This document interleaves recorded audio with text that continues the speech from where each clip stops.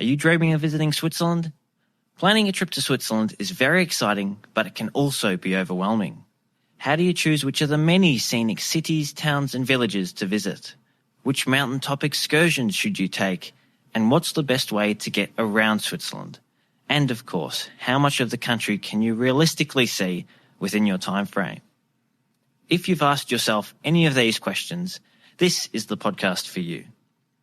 This is the Holidays to Switzerland travel podcast, and in each episode, your host Carolyn Schonnefinger chats with Swiss travel experts to answer your most commonly asked questions, provide practical tips, and take you on a virtual visit to the most popular destinations, and of course some hidden gems to help you plan your dream trip to Switzerland. And you'll hear plenty of conversations about Swiss cheese and chocolate too. Are you ready to plan your trip to Switzerland? Well, let's get started. Grüezi, and welcome to episode 65. Switzerland is a stunningly beautiful country, with attractive towns and villages just waiting to be visited. But often it's not so much a particular destination that remains firmly embedded in your memory long after you've returned home from your vacation, but it's a special experience that you enjoyed. Maybe it's a delicious meal you ate in a gorgeous location, or the rewarding views that you get from a mountain summit after a long hike to the top. Perhaps it's the thrill of finally enjoying a ride on a train you've heard so much about, or hearing the hauntingly beautiful sounds of an Alp horn. In today's episode, I'm joined by Nick Taylor, who's a member of my Switzerland travel planning group on Facebook. Nick and his wife have been frequent visitors to Switzerland since 1991, and they have enjoyed many wonderful experiences in all parts of the country. Although he admitted it was a tough choice, Nick has agreed to share his top 10 Swiss experiences with us. Now, before we hear from Nick, as always, I'd like to say a huge thank you to the lovely folks from Switzerland Tourism, sponsors of the podcast. Their website, myswitzerland.com, is packed with tips and inspiration to help with your Switzerland trip planning. So do go and take a look. If you need to go on a tour, you need Switzerland. Hello, Nick. Thank you very much for coming onto the podcast. I'm really looking forward to hearing about some of the amazing experiences that you've had in Switzerland over the years. But before we hear about those, would you like to introduce yourself and tell us a little bit about how you first came to fall in love with Switzerland? Well, hello to you, Carolyn, and nice to actually speak to you in person. Right, okay, well, I'm British, as people can probably tell from my accent, and I've lived in the UK my whole life with my wife and my children, who are both growing up now. I have two lovely grandchildren who live nearby, so we enjoy that. We've always enjoyed travelling, really. We've been from North and South America to Australia and Japan, all places in between. But I guess, as you'd expect, most of the trips have been to Europe down the years, both summer holidays and for skiing holidays. And Switzerland certainly featured quite a few times in those trips. I was going to say, I know from sort of some of the comments and the advice and so on that you've provided in the Switzerland Travel Planning Facebook group that you've certainly visited a lot of times because you've done such a variety of things, which is great. I mean, we both love cities and culture, my wife and I, but we also like mountains, lakes and hiking. And I think anybody who's kind of read many of my contributions to the Facebook group will probably realise that I'm actually quite a train fanatic as well. And for me, there's no better train system in the world, really, than the Swiss system. So I'm super keen on Swiss railways. Fortunately, my wife loves train travel as well, so that tends to sort of work out quite well, but I have to curb my enthusiasm a little bit from time to time. But Switzerland really ticks both our boxes quite well. And when did you first visit there? I've been visiting as an ordinary tourist, as you might say, since 1991. Since 2005, when I did a big birthday trip with my son, and we spent a week just basically bombing around the railways of Switzerland. It was quite exhausting for both of us, really. Since 2005, I think we've probably been just about every other year on average. We have been skiing a couple of times to Switzerland, and we certainly haven't been skiing that much for quite a while. So it's been mainly spring, summer and autumn holidays to Switzerland. Okay, and how would you describe your travel style? Do you like to plan everything before you go, or do you tend to do more of okay, well, let's just pick a base to stay and then plan everything on the fly kind of thing? What I like to do is to sort of spend some time beforehand working out in my own head what a good itinerary would be, where we want to go, how we want to travel, etc. And then, to be honest, quite a few times I've sort of handed the whole thing over to one of the specialist Swiss travel companies or train travel companies, and talk through with them what I like to do, what train routes we're going to take, even down to which hotels we'd maybe like to stay in, although take their suggestions as well. So it's a bit of a mixture, really, of, as you say, sort of like planning it myself and getting somebody else to help with a lot of the ticket booking and that kind of thing. Yeah, absolutely. There's a bit of confidence in that, isn't there, knowing that you've got a bed waiting for you each night? Yeah, absolutely. Let's get into these top 10 experiences because I know there's a wide range of activities and train rides and places there that you've included in the list that you've sent to me ahead of time. So let's start with number 10. Now, I should say firstly too that you did mention to me that it was super, super hard to narrow your list down to 10 and that you probably could have, added an extra 10, but we don't have time for that, unfortunately. But let's start with number 10. Can you tell us what that experience is and why you enjoyed that so much?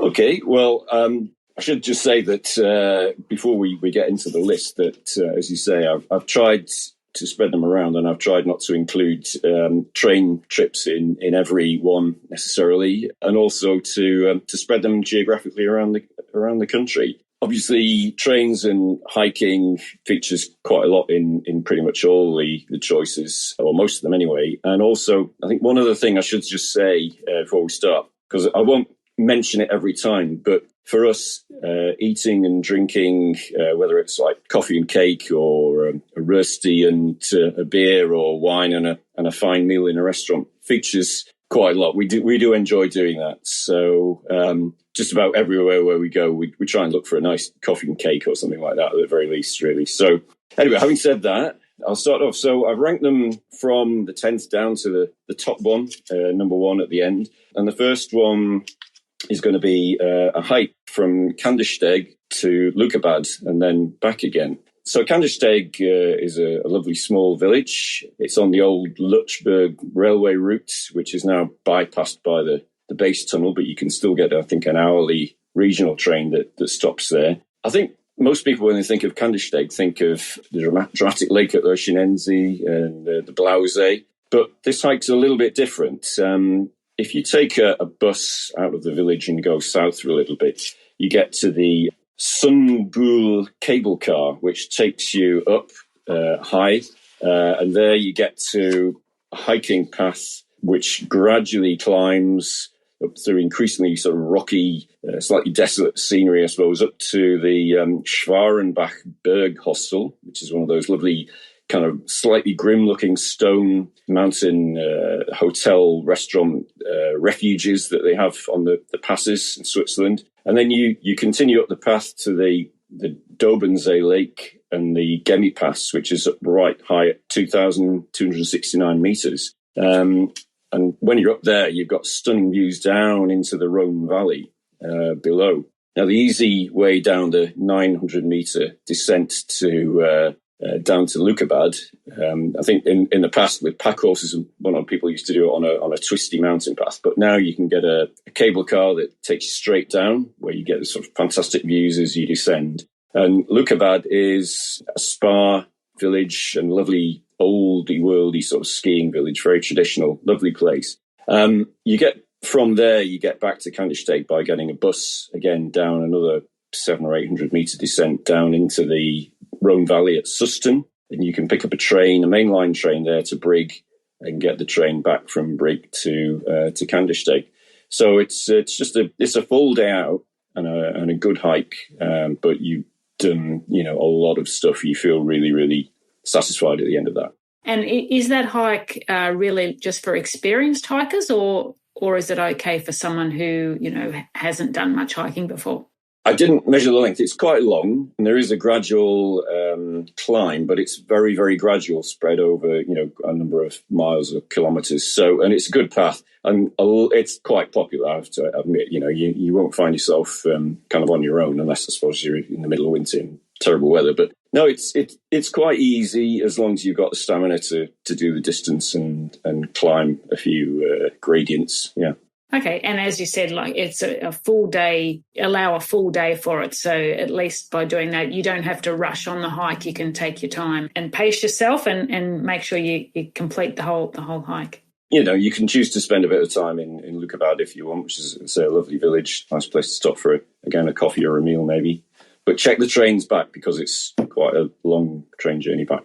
And the next experience that you are going to tell us about is the rainfall. They're Europe's largest waterfall, I believe. But obviously, if visitors come expecting something like Niagara Falls, they're going to be quite disappointed, I guess, really. But for us Europeans, they're pretty dramatic, really. There's viewing platforms on both sides of the falls, and you can also get a little boat which takes you either out to just in front of the waterfall, or you can actually get off the boat onto a little island in the middle of the falls, which, is when they're in full spate in the spring, best of all, I suppose, is pretty dramatic, I have to say, really. You can reach either side of the falls where there's railway stations from Zurich or from Schaffhausen, it's really almost like a suburb of Schaffhausen, really, isn't it? It's just a few minutes walk to get to the falls. There's cafes and viewing places. Just a lovely place, really. And near the head of the Rhine Valley, it's quite important to see, I think, all that water rushing down, and imagine that some miles later it reaches the North Sea at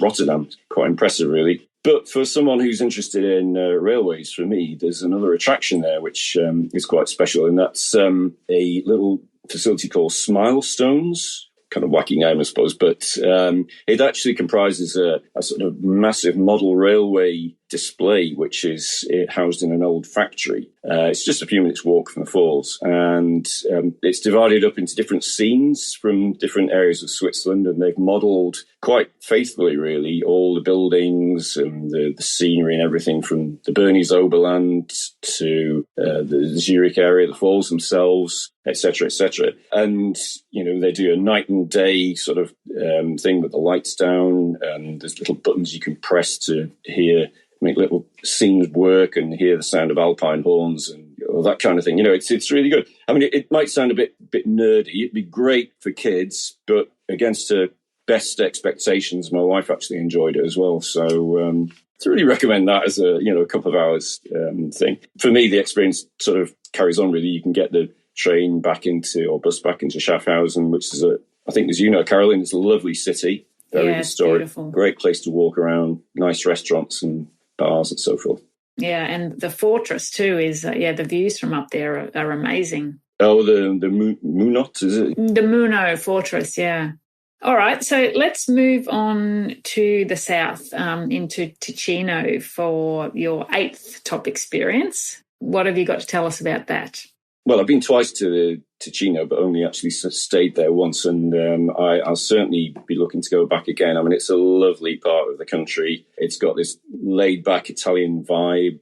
I believe it's the sunniest and warmest part of Switzerland, because it's on the south side of the Alps, of course, the Italian side. The people mainly speak Italian there, so it's like, it has the warmth and generosity of Italy, but the efficiency of Switzerland, really, which I quite like, really. So my sort of perfect experience would involve lakeside town of Locarno and the Centavalli Railway. The Centavalli is a valley. It means 100 valleys, but it's a main valley which runs between Locarno and Domodossola over on the Italian side. And you can get the train, the narrow gauge train, run by the FART to, say, a little town like Comeda, which is on the border with Italy. You can enjoy the journey, but then get off there and walk up into the hills through various very interesting very old stone-built villages nestling on the hillsides, through forests and so on,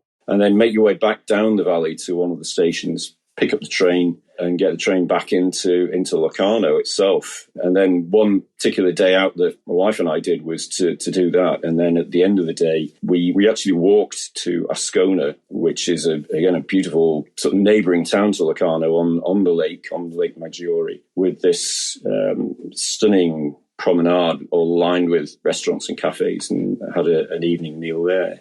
And then at the end of the day, we took the bus back to Locarno to the hotel. And because we were staying more than 3 nights, we got a free Ticino card from the hotel, which was fantastic value. It was free travel on all the buses and the local trains and everything in the whole region. All right, so number 7, you have mentioned skiing in Zermatt, and that's probably one of the most famous ski resorts in Switzerland, if not the world. So that would have been a pretty amazing experience. Yeah, it was. I mean, I thought I should include at least one winter holiday, really, because they are fantastic, and we love skiing. We did it for about 20 odd years with the children and on our own before I sadly suffered a couple of injuries and decided to slow down a bit. Yeah, I mean, if you're going to ski in Switzerland, there's lots of great resorts, but Zermatt, as you say, is probably up there at the top, really. We have actually visited in summertime and had a hike around as well, which is a fantastic place to do that. Zermatt is very high for a start, so you're pretty much guaranteed snow, certainly in the winter, and even all year round you can ski. I like it that the village is car-free, so you have to leave your car down the valley, take the train up the final stage, and then you can get around the village, obviously on foot or by little electric buses and taxis and things. I have to say, it's lovely, it's charming, it's quite busy in the season, and it's also quite eye-wateringly expensive, I think, to a lot of ordinary people. But it's worth it. It's an experience not to be missed, I think. I mean, when we were there, which is quite a few years ago now, skiing, some of the more recent lift improvements and so on hadn't actually been done. So the ski areas were a bit disjointed, we found, but I think that's better now. There's links across, but you can get, say, the Gorner Grat train up in the morning, ski that sector, and then then you had to come down. But I think now you can go across to one of the other sectors and ski around there, because you can go up to the ridiculously high Klein Matterhorn, which is, I think it's the highest lift system in Switzerland, if I'm right saying. And from there, you can actually, if you've got time, you can ski over into the Italian sector in Broid-Cervinia, which is a lovely resort in its own right. And of course, all the time, you've got the Matterhorn in view if the weather's good, which in the ski season, you get sunny days mostly. It's just an all-round absolutely stunning ski and, frankly, summer resort, really. Let's move on to possibly, I'm going to go out on a limb here and say it's your favourite part of Switzerland, but it's certainly my favourite part of Switzerland, the Bernese Oberland, and in particular the Jungfrau region. And you've got at number 6, going up from Lauterbrunnen to Mürren on the cable car and then the train, and then doing some hiking around Mürren. What's one of your favourite hikes that you've done there? I mean, it's all lovely around Mürren. I mean, one of the kind of easy ones, if you like, I think, is if you're going there for the first time, I would suggest, and particularly again if you've got young children, you can get now it's the cable car up from Lauterbrunnen station to Grutschalp. In the first time we went, there was a funicular. I remember that too. Cable car. Yeah, I remember the funicular days. Yeah. And you got that up to Grutschalp. And then you get the little train, the little BLM train, which trundles along a sort of like a shelf, really, along the mountainside, doesn't it, to the village itself. And you've got these fantastic views all the way across to the Eiger, the Monk and the Jungfrau. But there's also a footpath which runs more or less alongside the train track. So you can get the train one way and walk the other, or walk both ways, and it's pretty flat, just gentle gradients and a surface path. So that's a really easy one with families. You could do it with a stroller or something if you had one. But then from Mürren itself, there obviously you can get lifts, and again a funicular up to higher areas, and it's just lovely to walk around there. I think you've got to have a good pair of lungs and a good pair of legs really to it's quite steep, isn't it, up there? But the views are absolutely stunning. Again, across to the valley and the other side of the valley, to the Wengen side. I mean, you can actually walk, hike. You know, it's a stiff hike up to Berg and even up to the Schildhorn itself. I've only ever been up on the cable car, I have to say. I never actually managed the hike, but it is sort of quite doable as long as you check the weather and you're fit and well equipped, I think. And allow plenty of time, I think, because like you, I've only been up on the cable car, and yeah, it would be a very steep climb. It's kind of serious hiking, but there's lots of easier hikes. I mean, even from Grutschalp itself, you can. The last time we were there, we instead of walking alongside the railway, we took a path which took us a little bit higher up. It's a bit of climbing, but it just takes you on a higher level, and you still sort of come down eventually to Mürren itself. But fantastic views, and it's a bit quieter. You know, you don't sort of you feel like you're on your own. I can't remember the name of the place, but there's a children's playground up there, isn't there? Mm-hmm. Almondhubel. Almondhubel, that's it. Yeah, thank you. Yeah, so you go up there on the funicular. Yeah, that's right. Or you can hike, or you can go up the funicular, hike down, or whatever. Yeah, but yeah, that's really popular now, isn't it? And that's really good. Yeah.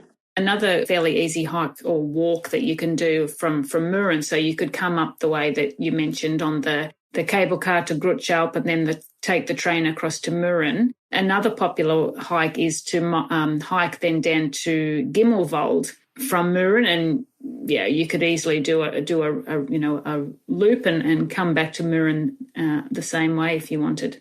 Yeah, that's right. Because of course you can walk down to Gimmelwald, which I have to say is quite a steep road, isn't it? And you know, again, it is a steep road. Yeah. It's quite hard on your knees, really, and your calves. But you can get the cable car down there, or walk down cable car up, or walk down as we did last time, and get the cable car down to Steckelberg.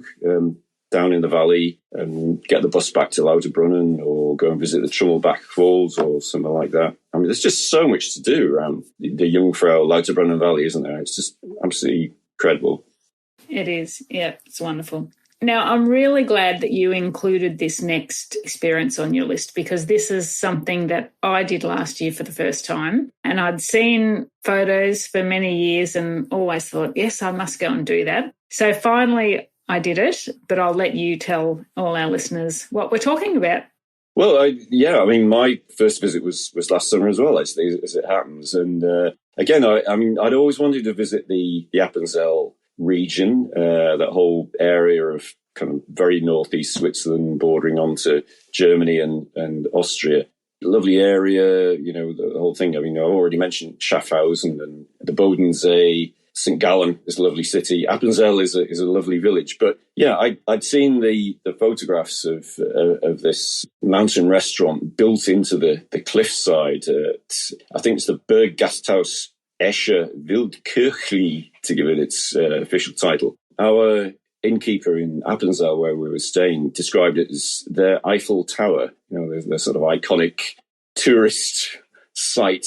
So I wanted to see it. So anyway, the best way I decided to get there was to get the little Appenzeller Bahn train from the village to Wasserauen, which is up a sort of reasonably remote valley. There's nothing much there. There's a little restaurant, as always, and a cable car. You take the cable car, fairly short ride up to a place called Abanalp, which is a sort of a low mountain, you might say. And then you can, from there, you walk down through caves, and built into the caves inside of the cliff face, there's a chapel and various shrines and so on, and it's quite an unusual place. And then you come out at this stunning, just a kind of almost like a normal guest house, you might say, but it's built into the side of the cliff, isn't it? And it's just almost unbelievable, really. Lovely place. Anyway, what we did then sort of gets better, really, because you can walk down from there or hike down. That's a really, really tough hike down, we discovered. Really almost wrecked our knees, actually, to be honest, down to Seealpsee Lake in the bottom of the valley, which, again, is it's often photographed, and it's quite rightly, it's scenically stunning. You can have a swim in the lake if you feel like it, and the weather's nice. We just found ourselves. We were just sitting. We found a little chapel at the lakeside in the forest. We were sitting there, and suddenly this guy who turned out to be a local guy turned up with an Alp horn, and he started playing this Alp horn, and then he would alternate the Alp horn tunes with yodeling, like traditional yodeling songs. If you've never heard that, it's like really eerie, but beautiful, absolutely beautiful. And you're in this stunning scenery, and the sound is echoing off the mountains, and it's just, which is what it was designed to do, of course. So yodeling is their way of communicating, isn't it, amongst the mountains? Absolutely stunning. At the end of all that, you can walk down, a few kilometres back to Vassarauen station, get the train back to wherever you need to go to. That's a beautiful part of the country. Yeah, no, it's a wonderful day out, and we did similar, or the same as you. Actually, we then hiked down from Gasthof to the lake, and it's definitely a decent hike. That was one day I was really wishing I had hiking poles, and I was actually surprised to see so many people hiking uphill, which apparently is the Swiss way of doing things. But it's probably a whole lot easier on your knees if maybe not easier on your lungs, but definitely easier on your knees, I would say.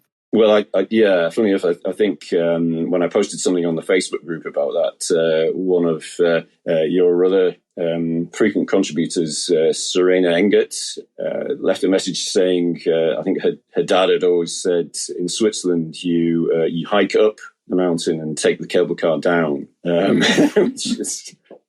I can see why now. So what's number 4 on your list, Nick? Number 4 combines mountain, a lake, and a steam train. So again, for me, it's pretty much a perfect day out, really. So Brilliance, little village of Brilliance, is a beautiful place, lots of old timber buildings by the lake. It's famous for wood carving. You can get there by train from either Lucerne or from Interlaken. And again, both those journeys are some of the most scenic rail journeys in Switzerland. I love that route over the Brunig Pass. I love the way in Brienz, the railway station's right by the lake next to the steamer pier, or the boat pier. But also across the road, you've got the bottom station for the Brienzer Rothornbahn, which is an old, very old preserved historic railway which runs steam trains up to the top of the Brienzer Rothorn, which is, a fairly high mountain. As you go up, there are fantastic views over the lake and over towards the Eiger and the Jungfrau and those mountains. And obviously, when you get to the summit, there's the usual restaurant and a little walk up to the summit and so forth, and you can hang around up there a bit, get the train back down again, and then immediately just sort of go straight across the road if you want, catch a boat, and that will drop you off across the lake at the bottom of it's actually effectively the private funicular, which takes you up to the Grand Hotel Giesbach, and you can stop there. It's a very fine sort of Belle Epoque hotel, have a coffee or a cake or afternoon tea or whatever. And then have a look at the falls, the Giesbach Falls, which they're not, they're not like the rainfall or those sort of massive things, but they're very beautiful, very scenic. What we did when we were there once was to actually then walk a little bit along the lake, up above the lake, through the forests. It takes you to Eiseltwald, which of course has got that view of the lake and the hotel on a peninsula, which has become really, really something on Instagram, hasn't it? Worthy, yeah. Something to do with a TV series that was filmed there, I believe. I think it's a Korean movie or Korean TV show. That's right. I've never actually seen it myself, but anyway, that's a lovely, very small village, really. Not an awful lot going on there, but you can get the boat back to Interlaken from there and complete just a superb round trip, really.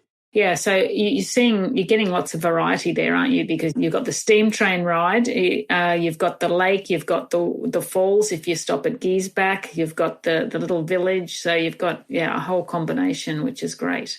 And I think one of the lovely things about when you go on the Brienz Rothornbahn too, obviously it's a steam train. You've got the open windows or the open sides, which is quite different. But also when you get to the summit, it's quite it's undeveloped really, I guess. Obviously there's a restaurant there like you mentioned, but a lot of mountain summits that you go to in Switzerland, there's lots and lots of infrastructure and activities to do, whereas up there, it's you just have to appreciate the scenery because it's so beautiful.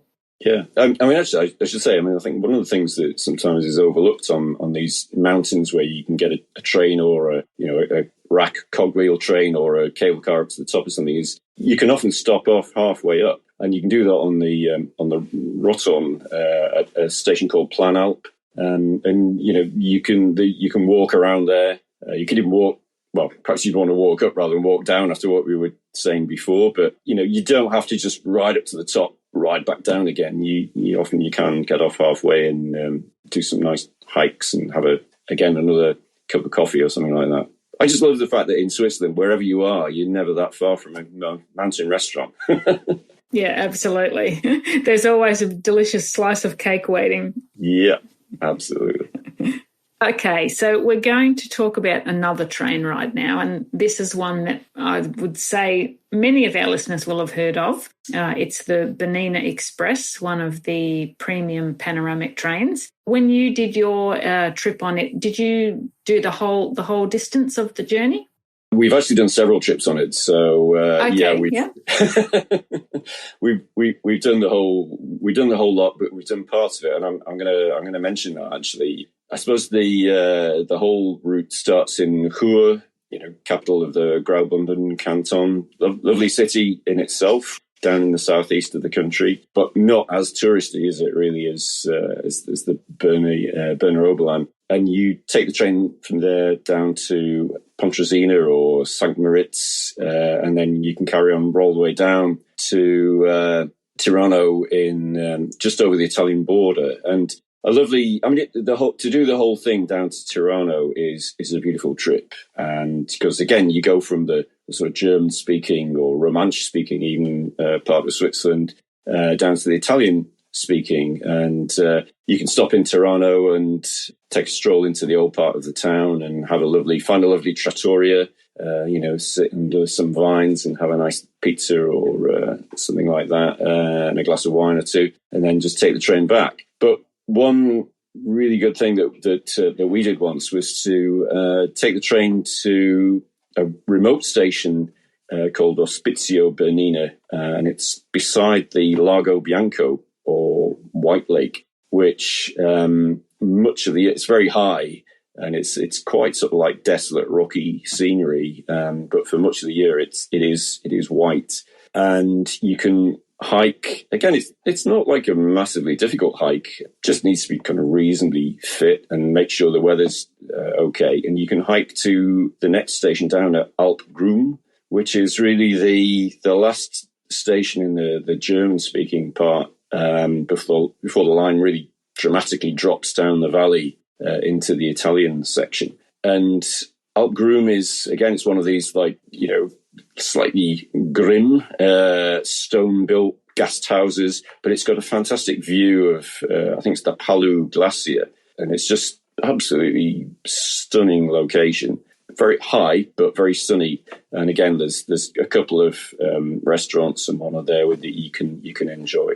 And then you just get on the train and go back to wherever you're staying. Pontresina is a lovely place to stay around there, I find. Nice village, a little bit less expensive and quieter than St. Moritz, in my opinion.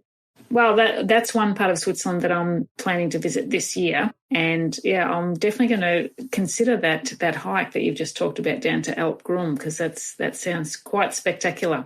Okay, so moving on to your second top experience, Lucerne and an excursion up to the Mount Rigi. How do you recommend that people enjoy their day out? Lucerne is my favourite Swiss city. I mean, I generally like cities. I mean, when we travel to Europe, we often do like city breaks and so forth. To me, Bern, Zurich, Geneva, Basel, they're all lovely places for a stopover, but I don't really see them as sort of kind of destinations in their own right for me, really. But Lucerne it's a go-to place for us. A lovely city on the lakeside. It's got the covered wooden bridges, very historic, etc., etc. What I love to do is to take ideally one of the old historic steam-powered paddle boats on the lake, where you can actually see the paddle wheel going round, and you can see the steam engine working. It's all like polished brass and wood paneling and everything. Very, very kind of almost like Hercule Poirot type, Murder on the Orient Express type stuff. And you take the boat across the lake to a town called Witznau, small town, and from there you can take the Rigi Bahn, which again is a cogwheel or rack railway up Mount Rigi to the top. Now, Rigi is a little bit different to some of the other mountains, like Pilatus or Titlis or Schilthorn, because it's not quite as high, but it's still very high, and you've got a fantastic view from up there. But it's a kind of more spread out at the top, so you can visit again the numerous hotels and restaurants and so forth. But you can hike. You can actually do quite, again, not particularly difficult hikes around the top of Rigi. We actually, one year, we actually stayed in a hotel at the top of Rigi, or near the top, and we woke up to bright sunshine in the morning, and then within 10 minutes we were in a blizzard, and I think this was in June or something, and then it cleared again in another 10 or 15 minutes, and we were able to continue our journey. It's just absolutely stunning, really. And you can get, for a change, you can get a cable car down to another lakeside town called Vegas, which is all these towns are all really, really attractive. I know you're very keen on Brunnen, aren't you? I think, which is a little bit further along the lake. Yeah. So you go back down to Vegas, say, and then take the boat back to Lucerne. But one of the things you can do if you've got time to add in my perfect day would be to stop off on the boat at the Swiss National Transport Museum, which is just outside Lucerne, which is, again, it's a world-class museum dealing with trains, boats, aircraft, cars. So, there's something for anybody who's into those kind of toys, basically, And you could really spend just a whole day there at the museum. So don't cut your trip to Lucerne short. Allow time for your Mount Rigi excursion and plenty of time at the Transport Museum. Yeah, that would probably be better to split them, yeah. Okay, so I knew when I asked you for your top 10 list, I knew one place was going to appear pretty high up. So it's not surprising that your beloved Wengen is at the top of the list. And the cable car ride from Wengen to Mannlichen, which you're going to tell us about in a minute, I did that for the very first time last year. I've stayed in Lauterbrunnen many, many times and never done the Wengen to Mannlichen cable car. I did it this year, and wow, I have to say that is probably one of my top experiences in Switzerland too. So can you tell everyone a little bit about this excursion and what you love about it? The Mannlichen cable car, it starts in the village of Wengen and goes up very, very steep, the valley side, really. So obviously, to those who perhaps aren't that familiar with the geography, I mean, Wengen sits on a sort of shelf, the mountain, really. So you've got Lauterbrunnen below, and then Mannlichen, the sort of mountain, the ridge is an equal distance up above the village of Wengen. So the cable car whisks you up. Now, of course, the cable car's actually got an open deck on top. I don't know if you did that. My husband did. I wasn't brave enough. Yeah, we didn't do that one. But I'd like to do it sometime, I think. But anyway, you get fantastic views as you go up. And then, again, when you get to the top, you've got the traditional sort of restaurant. Because you have to bear in mind, I mean, this infrastructure is probably primarily there for skiers, really, because Wengen is a very good ski resort. And so at the top there, you've got a meeting of gondolas that come up from the Gimmelwald direction, and a lot of ski runs that start there. So there's a big restaurant. There's a very good kids play area up at the top there. You can take a walk, shortish, but again, it's a climb up to I think it's called the Royal Walk, where there's an even better panorama over Lake Brilliance and Thun and the Interlaken area. But my absolutely favourite walk in whole Switzerland, I think, really is to hike. It's called the Panorama Hike or Panorama Weg from the top of Mendlichen towards Kleine Scheidegg. And if you do it in that direction, all the time you've got the north face of the Eiger standing right in front of you. And the view down to your left is right all the way down to Grindelwald. And it's got to be the best panorama, I think, in Switzerland, really. And you're just sort of just strolling along on this pretty easy path, really. As you get towards Kleine Scheidegg, again, there's a couple of mountain restaurants you can stop off at, or you can go down into Kleine Scheidegg itself, which, of course, is really a sort of railway junction with a couple of hotels. And it used to be the place where everybody had to change trains from Wengen, Grindelwald to go up the Jungfraubahn, up to the Jungfrau, or top of Europe, as they now call it. Of course, it's now been slightly bypassed by the new Eiger Express, sort of big cable car that comes straight up from Grindelwald. But it's still a busy place, and there's a few restaurants there.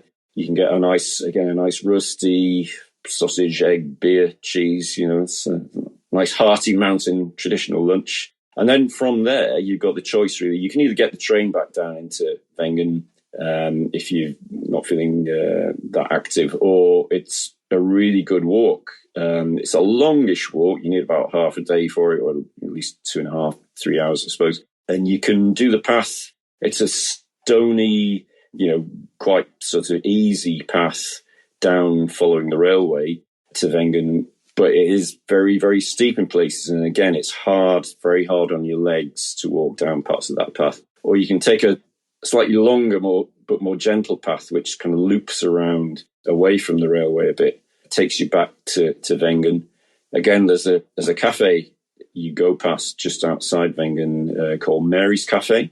Wengen's quite a sort of spread out village, really, isn't it? There's sort of little clusters, little hamlets away from it, and you pass these lovely houses with their timber houses with the geraniums overhanging the balconies and all that kind of thing. And again, you can stop at Mary's Cafe or one of the other mountain cafes and enjoy the view over towards Lauterbrunnen and Muren, and make your way back down to the village, which is just lovely. And the way I would end the day, my perfect experience in Wengen really is to get back to the hotel where I've been careful to book a south-facing or west-facing mountain view room with a balcony. You sit on the balcony of your room. You've got a bottle of red wine that maybe you bought from the co-op in the village and beforehand. Crack open the bottle and sit there, and watch the sunset over the Schilthorn across the Lauterbrunnen Valley. It's just absolutely perfect. It's just totally perfect. Thank you very much, Nick, for sharing all those great experiences with us. I'm sure that you've given our listeners plenty of ideas. I think it's great that in your top 10, we're not seeing, things that are on the top of every, must-see Switzerland list. You've got a great mix there of some activities in the more popular destinations, but also some in the lesser-known destinations. And it's always great to include so somewhere a bit less well known, I think, in your itinerary. Yeah, I agree. You should have seen the list of places that I couldn't include. Yeah, well, maybe we'll have to have you back and we'll do the next top 10. Thanks a lot, Nick. Cheers. Bye-bye. Well, there's certainly a fantastic variety of experiences that made it into Nick's top 10. Whether it's hiking or skiing, visiting lakes or waterfalls, enjoying a scenic train ride, visiting a playground, museum, or even a miniature village, or heading up to a mountain summit by cable car. There really is something for everyone amongst Nick's favourite experiences. Which ones are you going to include in your Swiss vacation? If you'd like to learn more about any of the places or experiences that Nick has shared with us today, head on over to the show notes for this episode, where you'll find more information and links to relevant websites. You can find the show notes at holidaystoSwitzerland.com/episode 65. Thank you for joining me today and for your ongoing support of the podcast. I truly appreciate you choosing to make this podcast part of your Switzerland trip planning toolkit. It's a great honour to be able to provide practical tips and inspiration to travellers from all over the world. If you have a spare moment, I'd be really grateful if you'd leave a 5-star rating or review on your favourite podcast app. That way, we can reach more folks just like you who are planning a trip to Switzerland. Until next time, tschüss! If you'd like more great resources to help you plan your dream trip to Switzerland, there are lots of ways to connect with us. Visit our website holidaystoSwitzerland.com, sign up for our monthly newsletter, or join our friendly, helpful community of past and future travellers in our Switzerland travel planning group. You'll also find the links to connect with us in the show notes for this episode. Show notes and a list of all previous episodes are available at holidaystoSwitzerland.com/podcast. Don't miss out on your fortnightly dose of Swiss travel inspo. Hit the subscribe button on your favourite podcast app so you never miss an episode. And if you enjoyed the show, please leave a rating. That's all for this edition of the Holidays to Switzerland Travel Podcast. Thanks for joining us and happy travel planning.